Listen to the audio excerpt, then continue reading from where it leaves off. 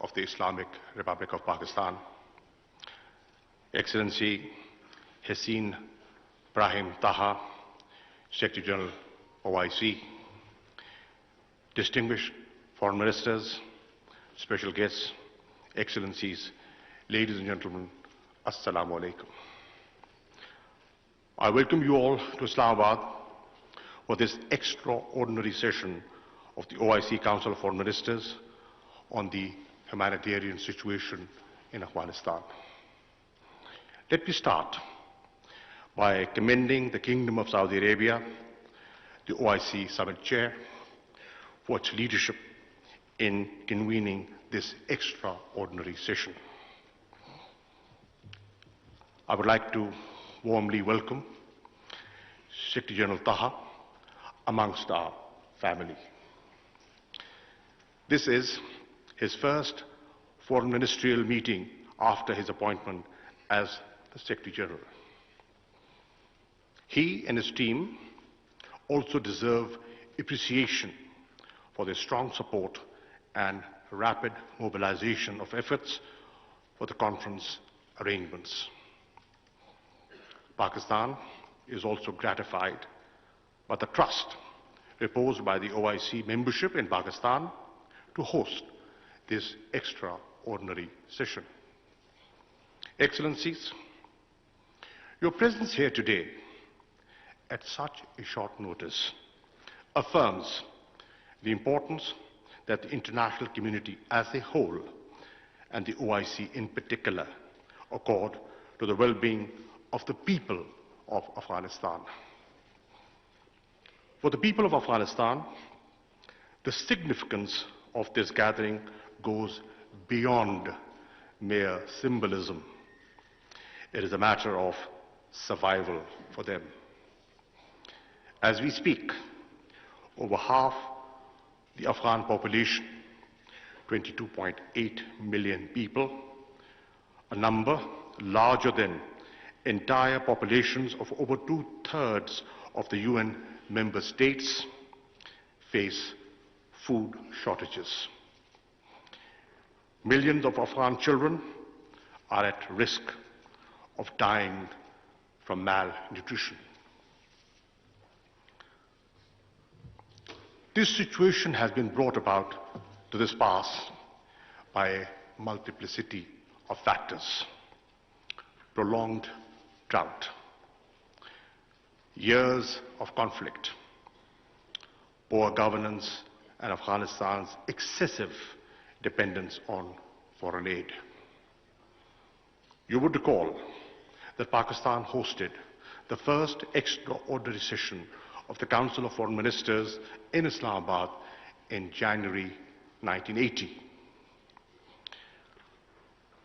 41 years on, Pakistan is again obliged to host another extraordinary session to discuss the ongoing humanitarian crisis in the same country. It is unfortunate that the hardship and suffering of the Afghan people has not eased. The OIC, since the very beginning of Afghan crisis, has stood firmly by the people of Afghanistan. It has consistently supported the right of self-determination, of political and economic emancipation of the people of Palestine and of the Kashmiris suffering under illegal occupation.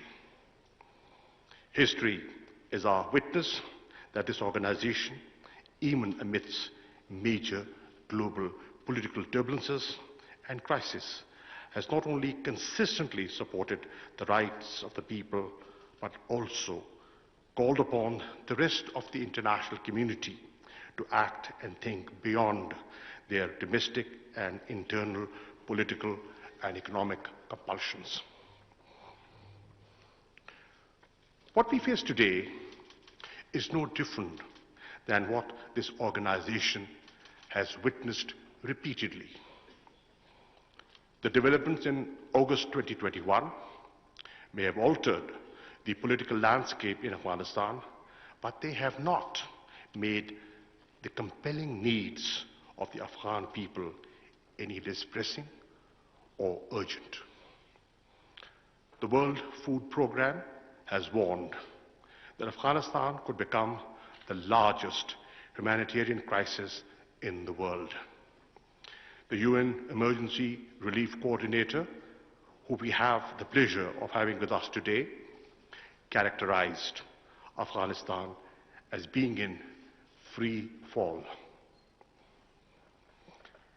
These are dire warnings by those with the most intimate and direct knowledge of the grave situation on the ground in Afghanistan.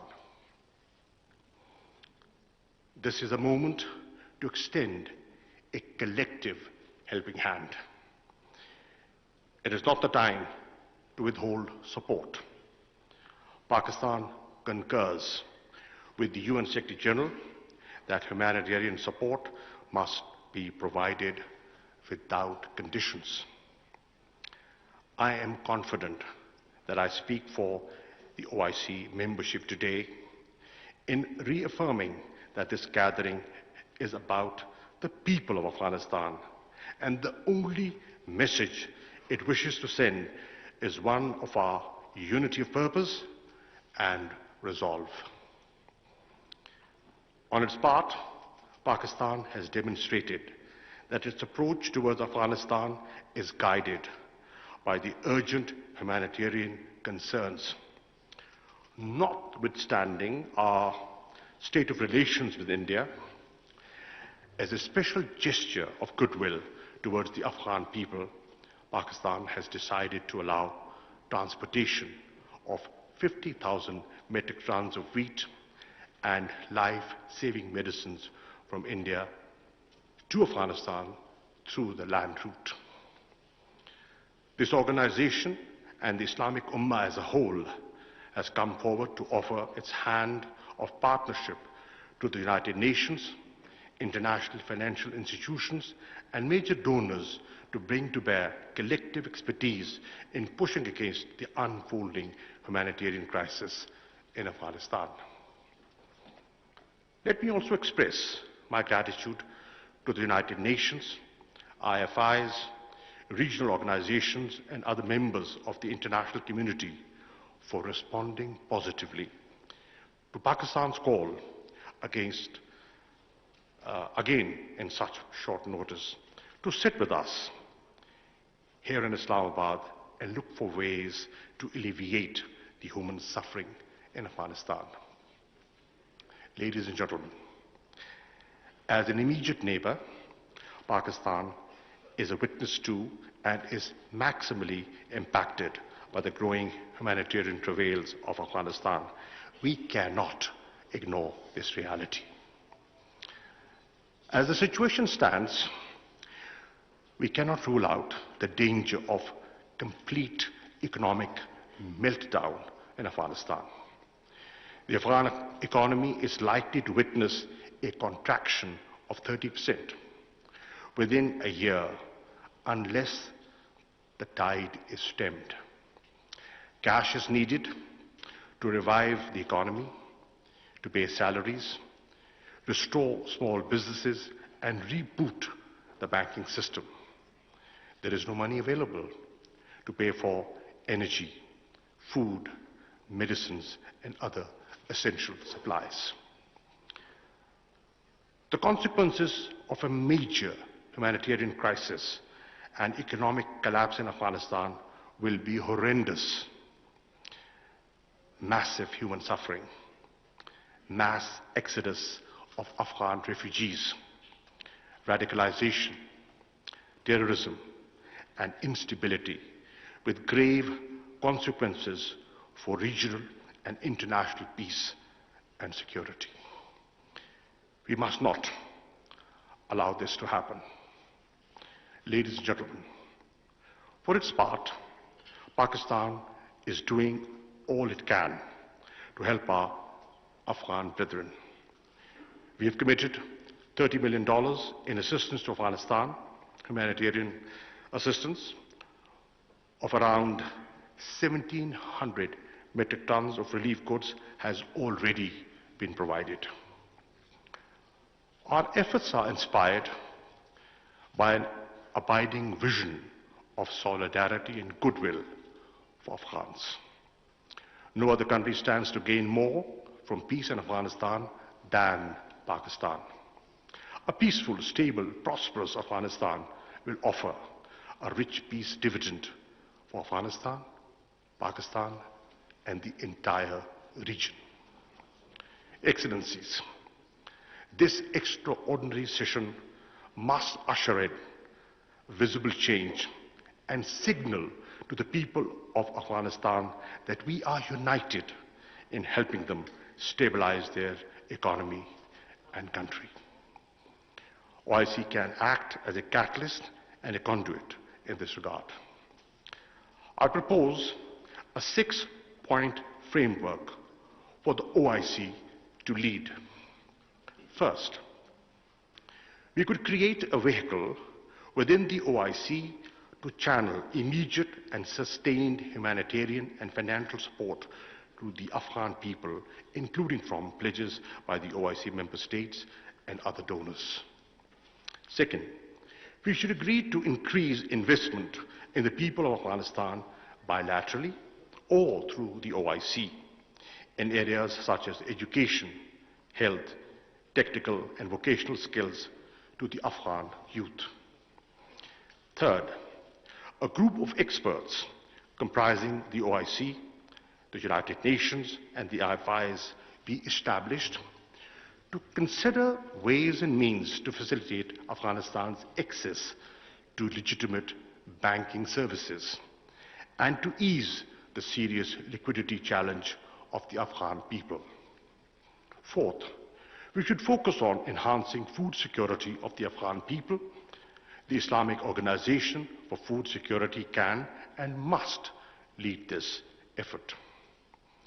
Fifth, invest in building capacity of Afghan institutions in countering terrorism and combating illicit trade in narcotics. Finally, engage with Afghan authorities to help meet the expectations of the international community, in particular regarding political and social inclusivity, respect for human rights, especially the rights of women and girls, and combating terrorism. Excellencies, an unprecedented opportunity to consolidate peace beacons. We must not repeat the mistakes of the past. Today, we have before us a historic chance to turn the tide. The great poet, philosopher of the East, Allama Muhammad Iqbal, characterized Afghanistan as a pivot for peace, stability and prosperity for the entire region. This extraordinary session offers us the platform to recommit ourselves to the vision of restoring Afghanistan as the beating heart of Asia. We must seize this historic opportunity. I thank you.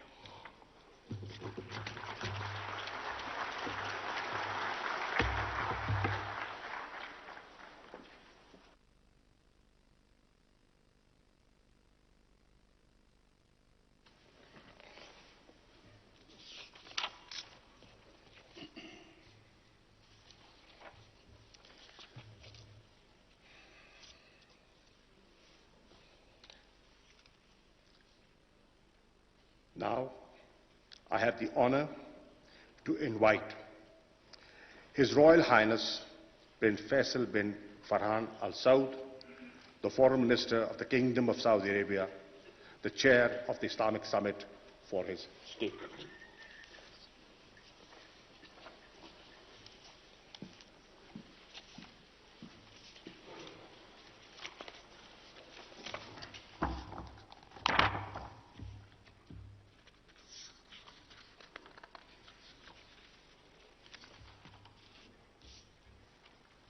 Thank you, Mr. Chairman. Bismillahir-Rahmanir-Rahim. In the name of God, most gracious, most merciful, and peace and blessings be upon the noble Prophet and his king and companion, Your Excellency Mr. Imran Khan, Prime Minister of the Islamic Republic of Pakistan, His Excellency Muhammad Shah, Minister of Foreign Affairs of the Islamic Republic of Pakistan, Your Excellencies and Highnesses, the Honorable Ministers, Honorable Secretary General of the OIC, Honorable ladies and gentlemen, Honorable participants, Assalamu alaikum.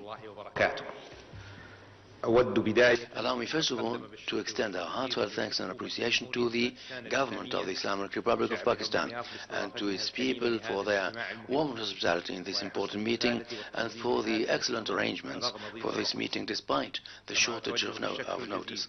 I wish also to express due thanks to for the efforts of the Honorable Brothers from the General Secretariat and for the excellent arrangements from the General Secretariat. In this respect, I would like to congratulate His Excellency the Secretary General. He is taking his office at the head of the Honorable General Secretariat. Your Excellencies, the Kingdom of Saudi Arabia, based on its full commitment to joint action and as chair of the 4th Islamic Summit Conference has called for this 17th session of the extraordinary session in response to the hardships faced by the Afghani people, particularly with the approach of the winter season and the sufferings met by the children and old people that need urgent support and help, particularly with bearing in mind the economic difficulties that have caused not only a humanitarian crisis but can lead to further instability and impact both regional and international peace. Your Excellencies, we are committed to convene today under the umbrella of the OIC this long-time organization based on principled goals and objectives of the noble Islamic faith that involve peace, security and extending help to the needy, middle of the road action and rejection all kinds of manifestations of terrorism. Our joint action under the umbrella of the OIC, this OIC that represents 2/3 of the world community, represents action that is based on coordination for the benefit of peace and security and the peace of the world. Our meeting expresses our solidarity to the Afghani people and sends a message to the international community of the importance for immediate action to put an end to the degraded situation in Afghanistan. Your Excellencies and Highnesses, Mr. Chairman, the sufferings of the Afghani people have lasted for too long, and the Afghani people have faced instability and lack of peace, and we witness the action of the Afghani people to put an end to this tragedy, and this calls for communal action between all parties and rejection of all forms and manifestations of segregation and terrorism and extremism, bearing in mind the need to respect human rights and the rights of women as assured by the Islamic Sharia. The unity of the Islamic Afghani people is the proper way towards security and rejecting outside intervention. The Kingdom of Saudi Arabia aims to help towards the proper findings and outcomes of this meeting to extend urgent assistance to the Afghani people under the leadership of the organization and the help of the various international bodies and organizations, including the Islamic Solidarity Fund. and the ISESCO and the initiative of food supplies assistance for the Afghani people and the various international financial institutions and international community to reach out to the Afghani people and alleviate their sufferings. Let our organization play a major role in this respect. The Kingdom urges the member states of the OIC and the members of the other international organizations to partake in extending the necessary humanitarian support to the Afghani people and to prevent the degradation of the economic situation in Afghanistan. The Kingdom has extended over the past decades support to various humanitarian works for the benefit of the Afghani people. Our help has extended 1 billion Saudi riyals, and we have held bridges and airlifted support food supplies to the Afghani people through the Center of King Salman for human support for the benefit of the Afghani people. Your Excellencies and Highnesses, Afghanistan stands today once again at the crossroads with a situation that could lead to chaos, that would adversely impact all concerned, both regionally and internationally. And this reflects the importance for us to put in further efforts through our Islamic action to overcome the difficulties and the responsibilities placed upon the shoulders of the international community to work together to achieve this about support and further coordination and cooperation for the benefit of Afghanistan towards better future. The Kingdom also condemns the terrorist actions that targeted minorities in Afghanistan that constitute components of the Afghani people, and we wish to promote peace and security, and this requires a cooperative action at the level of the international community. In conclusion, I wish to express once again that the hope that our meeting today will come out with proper resolutions, recommendations that would alleviate the humanitarian crisis witnessed by the Afghani people and to promote security and stability both regionally and internationally. I wish to express once again due thanks to the Islamic Republic of Pakistan for hosting us and for the commendable efforts put in for the benefit of the meeting. Due thanks to the Secretary General and to all the participants. Wassalamu alaikum. Thank you, my brother, for this very important statement of yours. I now request His Excellency Mr. Hussein Brahim Taha, Secretary General of the Organization of Islamic Cooperation, to deliver his statement.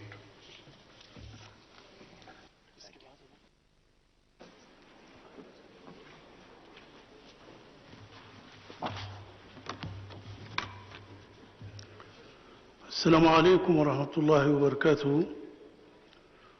Honorable Premier Excellency Prime Minister of the Islamic Republic of Pakistan, Monsieur Mr. Imran Khan, Excellence Monsieur Excellency Mr. Shah Mahmoud Qureshi, Minister of Foreign Affairs la République of the islamique Islamic Republic of Pakistan, Votre Altesse Prince His Highness Prince Faisal bin Farhan bin Abdullah, Minister of Foreign Affairs of the Kingdom of Saudi Arabia, Chair of the 14th Islamic Summit, Excellencies, representatives of the states and international organizations, distinguished audience. Assalamu alaikum. Tout d'abord, je viens de At the outset, I would like to thank all member states for electing me as the Secretary General of the Organization of Islamic Cooperation, and I avail myself of the opportunity to meet Your Excellencies, Your Highness, to assert that I am honored to serve our member states and the Muslim community worldwide. I pray to Allah Almighty to help me undertake this responsibility, and I am sure that Your Excellencies will always support and guide my endeavors through your council and support in this regard. I express in this regard heartfelt appreciation and gratitude to the Kingdom of Saudi Arabia, the chair of the 14th session of the Islamic Summit, for calling for this so important meeting as part of the Kingdom's firm commitment to supporting Islamic solidarity and joint Islamic action. I also thank the government and people of the Islamic Republic of Pakistan for their most cordial welcome and generous hospitality to my daughter's person and to delegations participating in this meeting for the excellent arrangements to ensure that the aspired results may be achieved. By hosting this important event, Pakistan reaffirms its total commitment to the issues facing our wider Muslim community with a keen dedication to maintaining security and peace in the region. I would like also to express gratitude to you, all Excellencies, for attending this meeting and for taking the hardship to join us despite the travel complications related to the coronavirus with its new variant Omicron. This effort best expresses Islam's universal message of harmony and harmonious relations and solidarity. Honorable Prime Minister, we view this meeting as a very important event in support of the Afghan people. All the more so because the issue of Afghanistan has been high on the OIC's agenda for decades. The organization has always taken strong positions supportive of this member country. The OIC General Secretariat has been following the unfolding events in Afghanistan with great interest, being fully committed to the region's peace, security, stability and development. Based on its charter principles of promoting peace and security, in which the principle of non-intervention in the Member States' domestic affairs and respect for their strategic national choices, the General Secretariat calls for upholding sovereignty, unity and territorial integrity of Afghanistan. In this regard, the General Secretariat calls for all Afghan parties to work together in the best interest of the Afghan people. The call is also for all parties in Afghanistan to protect people's lives, refrain from violence, and work towards achieving the aspirations and stability of the Afghani people. The General Secretariat reaffirms its full support for reconciliation in Afghanistan, expressing hope that all parties will commit themselves to peaceful dialogue to resolve all differences. It also stresses the need to respect international and humanitarian law and observers of Islamic and universal human rights. Moreover, the OIC General Secretary expressed full readiness to cooperate with regional and international efforts to bring peace for the Afghan people, mobilizing all its potential to contribute positively to peace, security and stability in Afghanistan and establish necessary contacts in this regard. Honorable Prime Minister, the role of the OIC member states in delivering humanitarian assistance is more necessary than ever before because of the growing humanitarian challenges facing the Afghani people that the coronavirus pandemic has exacerbated. In this regard, we call for promoting the role of the OIC mission in Kabul with the necessary financial, human and logistical resources to fully deliver its full responsibility in supporting development in Afghanistan. We also call on the member states and all OIC institutions to deliver humanitarian assistance through the OIC mission in Kabul, in keeping with the recommendations of the final communique of the open-ended extraordinary meeting of the level of permanent representatives to discuss the situation in Afghanistan held at the OIC headquarters in Jeddah in 2021. In this regard, we commend the humanitarian assistance provided by some member states to the Afghan people, including the airlift launched by the Kingdom of Saudi Arabia simultaneously with the beginning of this conference. In this regard, we also call on all parties concerned in Afghanistan to cooperate fully with the OIC's mission in Kabul to create favorable conditions for civilian safety and security and enabling humanitarian institutions to provide relief to affected populations in Afghanistan. Honorable Prime Minister, Excellencies, the Ministers of Foreign Affairs, the international community is called upon now more than ever to ensure Afghanistan is never again used as a platform or haven for terrorist organizations and that there is no foothold for terrorist groups in the country. For the international community to achieve this, it is called upon to find sustainable political solutions to the situation of Afghanistan, to help bring the country back into the international mainstream and benefit from the global economic and financial systems. Honorable Prime Minister, Honorable Foreign Ministers, in conclusion, I would like to reaffirm the full support of the OIC's General Secretariat for regional and international efforts to bring stability to Afghanistan.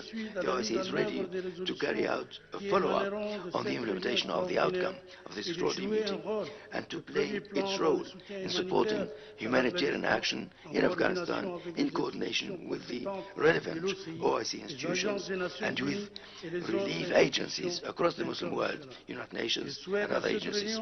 I wish this meeting full success in its deliberations. Wassalamu alaikum.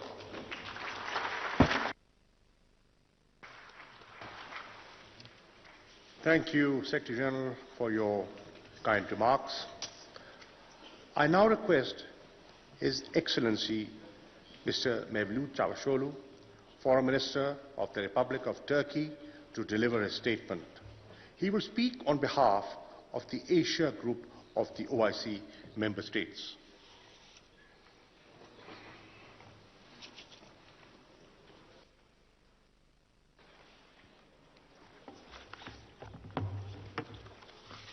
Bismillahirrahmanirrahim. Honorable Prime Minister, Secretary General, colleagues, brothers and sisters, Assalamu alaikum wa rahmatullahi wa barakatuh. Let me also thank our Pakistani and Saudi brothers for organizing this meeting, this very timely meeting. We are pleased to have Secretary General Brother Taha for his first Council of Foreign Ministers. Quran al-Karim tells us that this community of yours is one single ummah.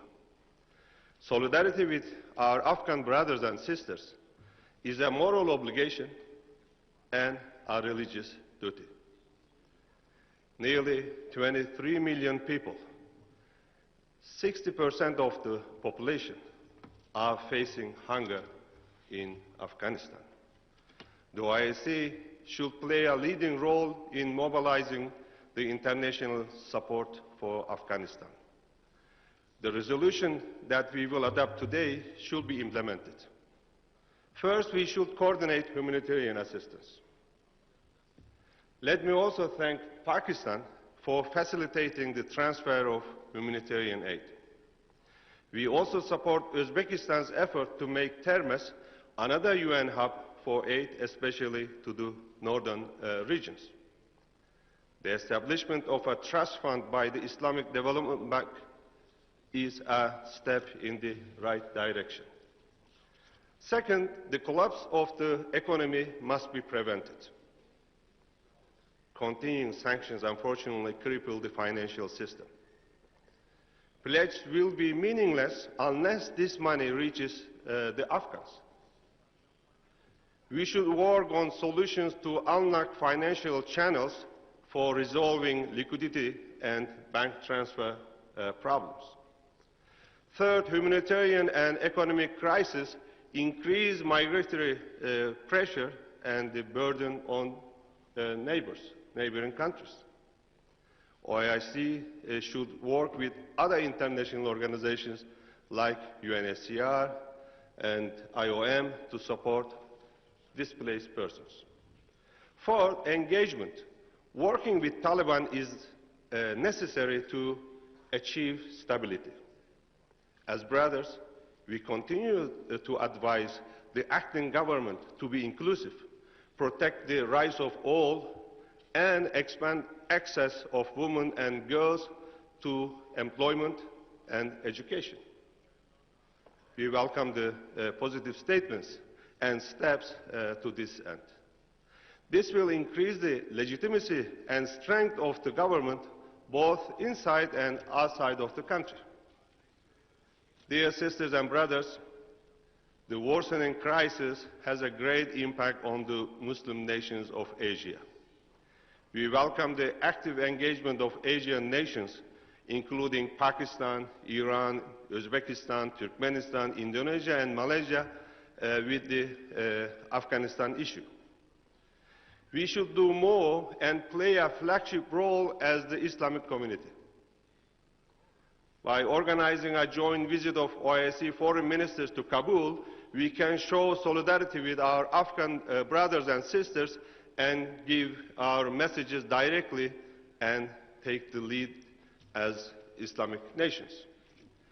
Before concluding, I want to highlight our determination and support to achieve an independent Palestine with Al-Quds al-Sharif as is its capital.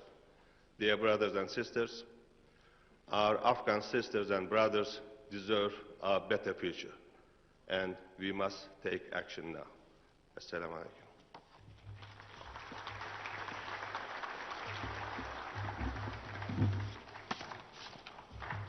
Thank you, Brother Bevlut, for your insightful remarks. I now request His Excellency Ayman Safti, the Foreign Minister of the Kingdom of Jordan, to deliver his statement. He will speak on behalf of the Arab group of the OIC member states.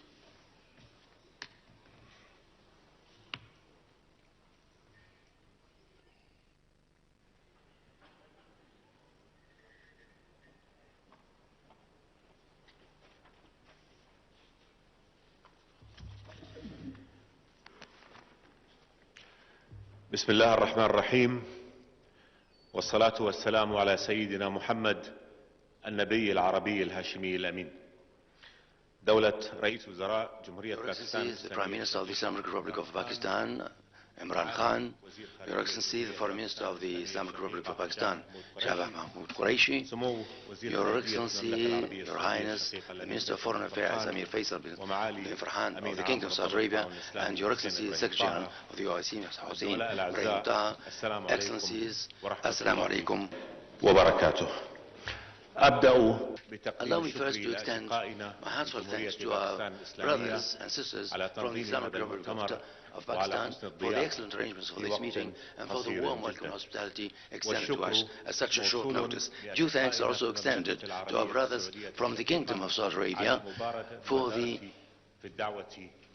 initiative of calling for this meeting of particular importance. Due thanks are also extended to His Excellency the Secretary General of the OIC, Mr. Ibrahim Taha, whom we congratulate on his assumption of his new responsibilities as head of the OIC and for his efforts. Your Excellencies and dear brothers, within the chaos that Afghanistan witnessed over the past years, obscurity spread all across the country and brought sufferings to the Afghani people, and the fees were paid by the Islamic Afghani people and by other Muslim people across the world. Today Afghanistan stands at a crossroads, either to further work and degrade and continue the conflicts that will bring further sufferings and will allow the return of the terrorist groups and their dangers for the world at large, or we should start a new path of rebuilding or reconsideration that would be observant of the rights of the Afghani people to dignity in line with the principles and laws of the Islamic faith, enabling the Afghani people of all segments, men and women, to the right to education, to work, and other human rights, and for all who live in Afghanistan to have their full rights and to prevent any resurgence of terrorism and terrorists. Either, therefore, a catastrophe of chaos and obscurity, or the fruits of rebuilding and reconsolidation of our efforts in line with the principles of our noble faith for the benefit of peace, equality, and justice and tolerance. The choice is clear, and in our world, both Arab and Muslim, we need to work together to protect the sisterly Afghani people whose half population are witnessing great dangers. We have to take the initiatives and become effective and proactive in protecting our brothers and our planet against extremism and terrorism and crimes and obscurity. Distinguished brothers of mine, we have reached a state where we can only witness the right decision that calls for negotiation and reaching out to each other and to the international community with shared goals towards supporting Afghanistan to become, once again, an effective member of the international community. We, in our Islamic world, will be the most adversely affected of the situation in Afghanistan if we don't act in time, and we have, therefore, a duty to help the Afghani people.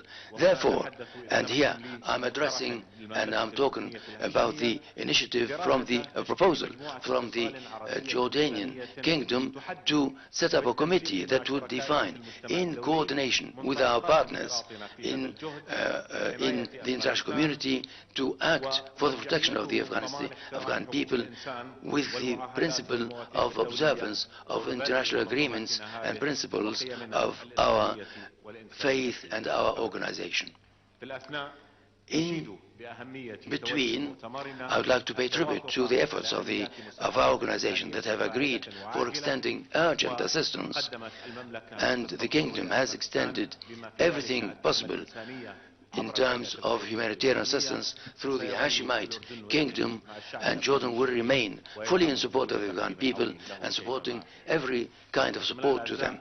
My dear colleagues, we wish to reiterate and underline the importance for our meeting to adopt and approve the decision and recommendation for the benefit of the Palestinian cause, and there would be no peace and comprehensive stability without resolving the Palestinian issue on basis that would ensure all rights of the Palestinian people, foremost of which their right to an independent state with Al-Quds al-Sharif as its capital on the lines of 1967, on the grounds of the two-state solution for all people to live in peace and security side by side. And once again, On behalf of the Arab group, I'd like to extend due thanks to our brothers from Pakistan for the excellent arrangements for this meeting, and to our brothers in the Kingdom of Saudi Arabia for their commendable initiative. It's our hope that our present meeting will come out with a proper approach that will be effective in support of the Afghani people and Afghanistan in general. Thank you all. Wassalamu alaikum.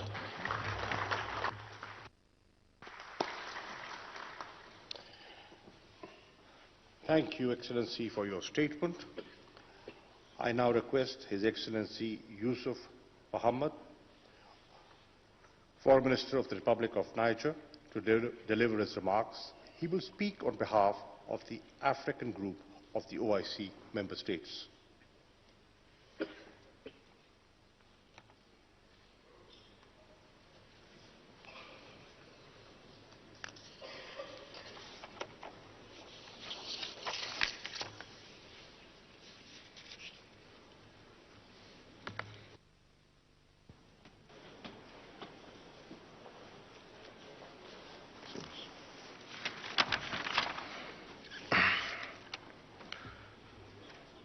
Bismillah ar-Rahman ar-Rahim.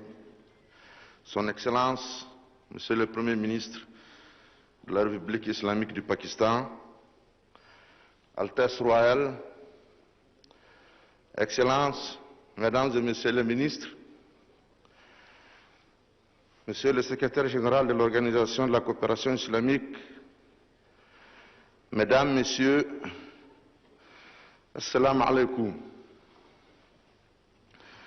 Je voudrais tout d'abord remercier au nom du groupe africain les plus hautes autorités de la République sœur du Pakistan.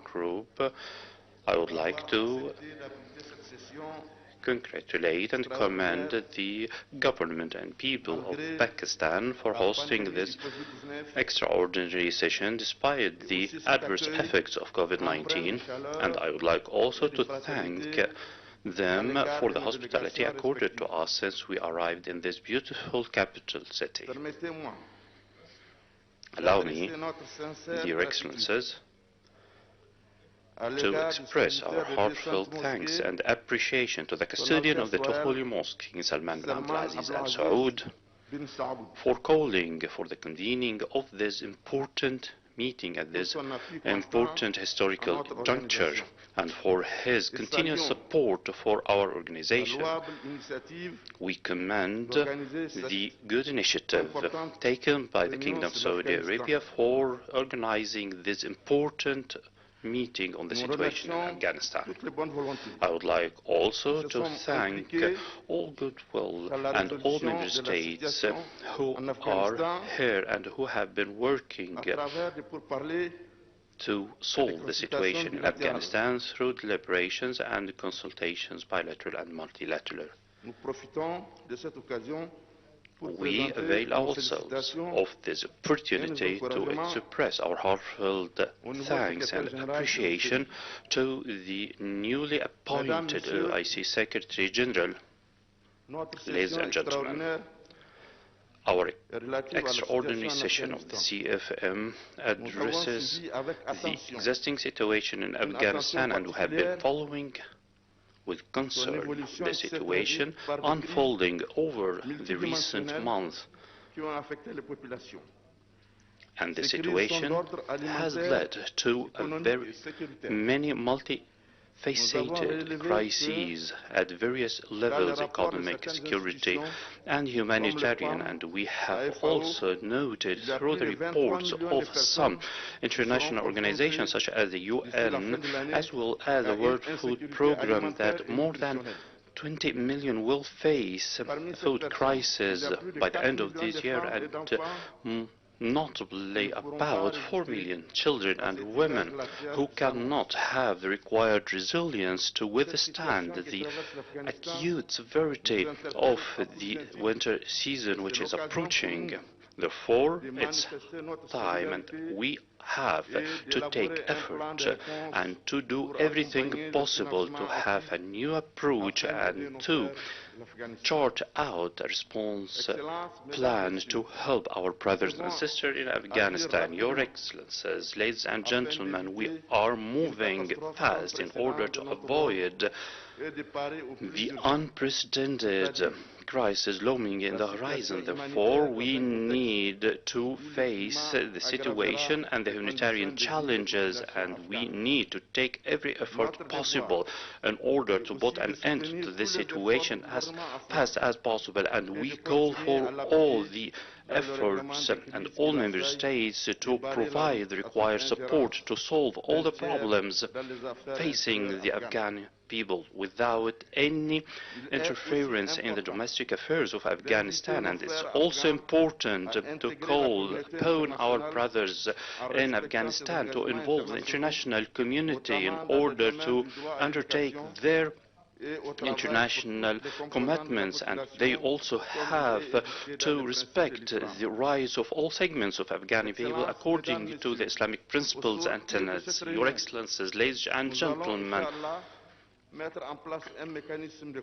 by the end of this meeting, we hope that we can have a coordination mechanism which can provide the urgent humanitarian assistance required by our brothers and sisters in Afghanistan, and to coordinate with the international community in order to send such assistance to our brothers and sisters in Afghanistan as fast as possible. And we are sure that your various contribution would facilitate the implementation of such mechanism in consultation and in cooperation with the international concerned authorities and entities. And I believe that this meeting will result in commitments and pledges in order to provide assistance to the Afghan people. On the other hand, the African group in the OIC has always been supporting, providing continuous support to the Afghan people. And on the other hand, we are also supporting the rights of the Palestinians.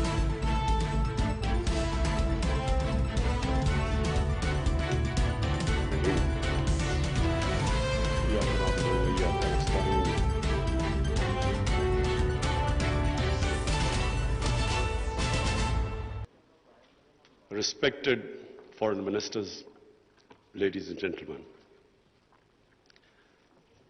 First of all, let me welcome all of you to Pakistan.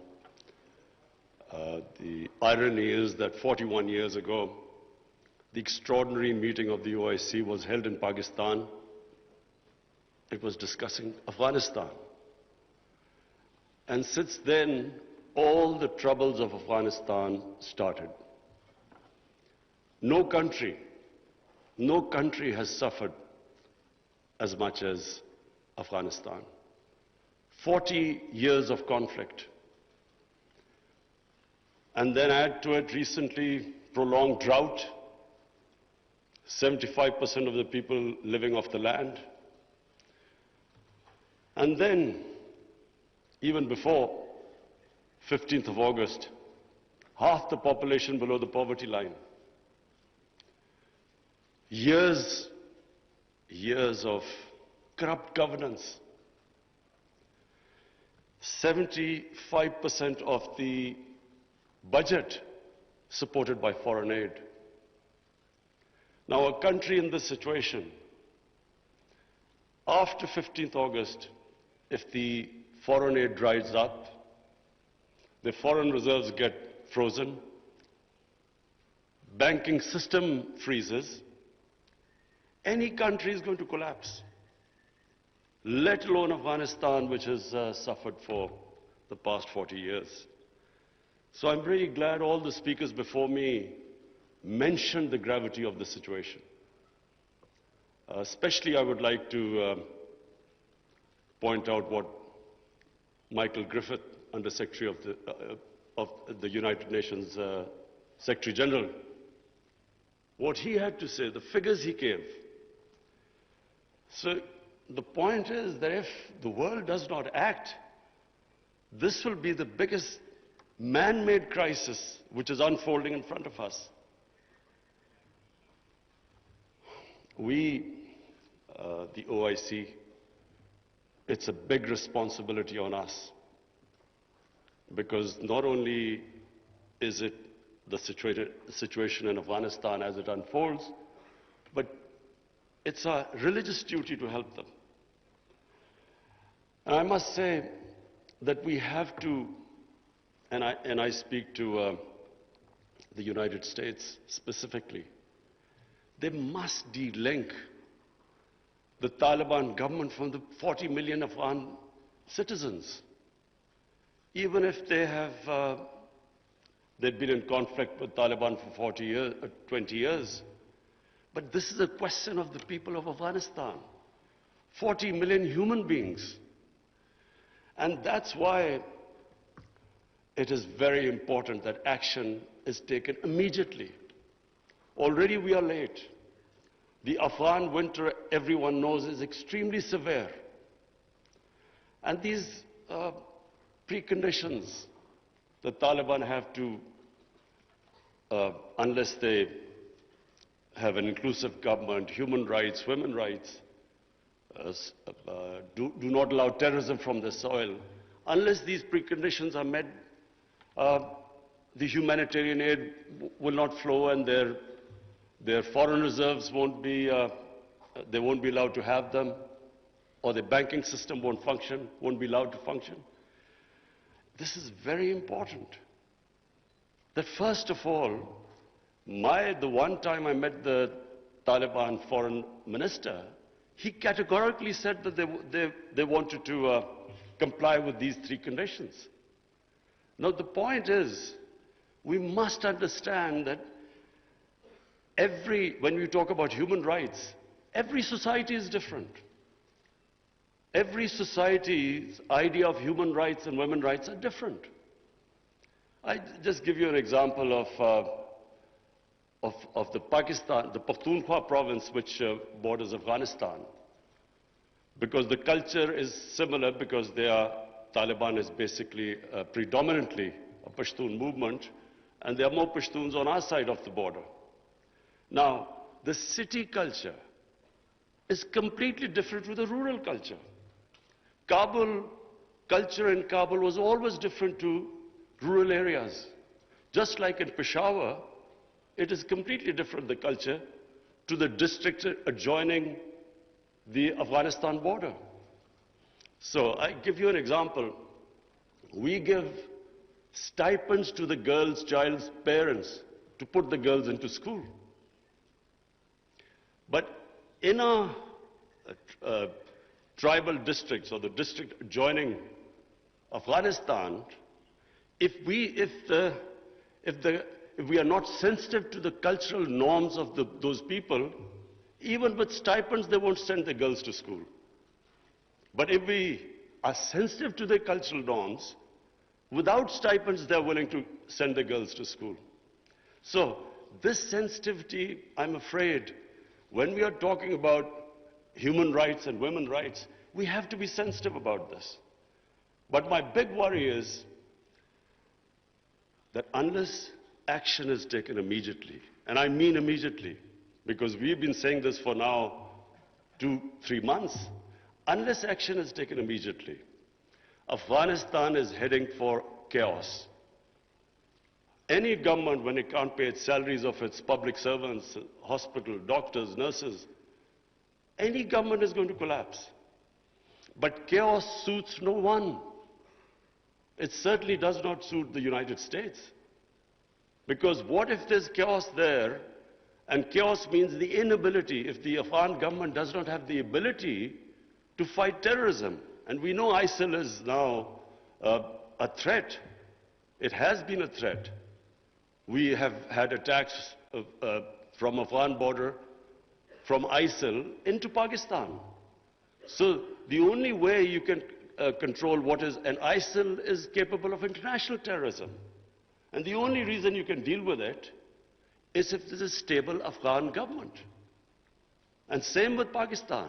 Our worry is, and remember, Pakistan lost 80,000 people. We were the biggest collateral damage of the Afghan war. Our economy was shattered. over $100 billion lost to the economy, 3.5 million people internally displaced. Well, the last thing we want is chaos in Afghanistan, more refugees. We already have over 3 billion Afghan refugees. To date, we have 234,000 Afghans who've overstayed their visa because their situation in Afghanistan means they can't go back. And remember, this is a country, like most developing countries, who are suffering from the fallout of the coronavirus. COVID-19, we're all suffering from the impact it has had on world economies. So we are in no position to deal with this, another influx of refugees and terrorism. So my request to the international community, to the United States specifically, I know the Europeans are extremely sensitive. They understand the situation. There's a refugee problem not just in Europe, all over the world. So everyone knows that this chaos will lead not just countries like Pakistan and Iran. Other countries will also eventually have refugee problems. But in much richer countries, you have 2,000-3,000 refugees, and there's an issue. The far-right parties raised this issue about refugees. But we poor countries, who are struggling, whose economy is just about getting on their feet, how do we cope with hundreds and thousands of refugees? So it is in no one's interest that there's chaos in Afghanistan. And that's why I was very impressed by the Islamic Development Bank's suggestions of immediate, medium and long-term ways of helping the people of Afghanistan, or making the economy sustainable. I would look forward to the foreign ministers that you will come up with a roadmap by the end of this evening. And that roadmap not only should be pushed by the OIC, by the United Nations, by the European Union, and by, of course, the United States. Because, as I repeat, chaos in Afghanistan suits no one.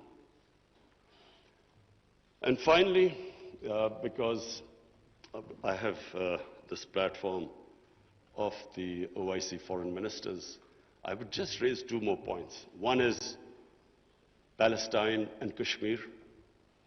The people of Palestine and Kashmir look to us. They want to see a unified response from us about their human rights, about their democratic rights, rights which United Nations Security Council resolutions have given them, and unfortunately not implemented. We should, on every forum, raise our voices and a unified stance. And lastly, I want to talk about Islamophobia. Unfortunately, the refugee crisis in Western countries has exacerbated Islamophobia. Islamophobia really started reaching a dangerous levels after 9/11, when terrorism and Islam were connected, when terms like radical Islam came. They connected somehow. Islam was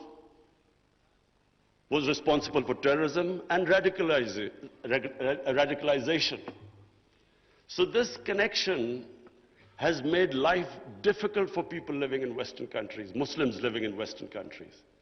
The man in the street in the West cannot distinguish between what is a moderate Muslim and what is a radical Muslim. So you have stuff like in New Zealand, a man walks into a mosque and shoots 50 people. It's because this term, radical Islam, Islamic terrorism, they have to be delinked. And secondly, the reason for Islamophobia is people in the West do not understand when our Prophet Muhammad sallallahu alaihi wasallam is mocked or ridiculed or insulted. They can't understand the reaction amongst the Muslims, because their attitude to religion is different to ours. So it's very important for the OIC to play its part in explaining to the Western world on forums like European Union, United Nations, their think tanks, making them understand, rather than this gap growing between Muslims and non-Muslims because of inability to understand Islam, it is our responsibility in the OIC that we make them understand. We have in Pakistan formed an authority, it's called Rahmatul Alameen Authority. The purpose is to have top Pakistani scholars in this authority who coordinate with Muslim scholars all over the world. And one of the objectives of this Rahmatul Alameen Authority is that there should be a considered intellectual response when things like a cartoon appears insulting our Holy Prophet, peace be upon him. There should be a proper response from scholars to make them understand why Muslims react, that the love and reverence we have for our Holy Prophet, peace be upon him, because they don't understand this. And secondly, to make them understand that our Holy Prophet was called Rahmatul Alameen. He was to bring mercy for mankind. He was not called Rahmatul Muslimeen. He was not just for Muslims. Just like our God, Allah, is God of all human beings. So, our Prophet united human beings. His whole message was of love. But this is not, the people in the West do not understand this. There is so much propaganda against Islam. And unfortunately, we do not have a coherent and an intellectual, scholarly response to this. So, one objective of this authority is to, in coordination with all the Muslim scholars, we will respond, and we would like the OIC Secretary General also to know about this response. We will consult you. And whenever anything happens, there should be a proper response to that. But secondly, it's also for my own country, because we feel that we can raise the morality and the ethics of our society by making people understand the seerat of the Prophet, his teachings, to raise the ethical standards in our country. And at the same time, unite our people. Because unfortunately, religion is used by elements in our society to divide people, spread hatred. The whole idea is to unite human beings under the teachings of our Prophet. So finally, I again welcome all of you. I hope we have a very productive session this afternoon, and then we come up with a very coherent a strategy which I said immediate, medium-term and long-term, how to get Afghanistan out of this crisis. Thank you.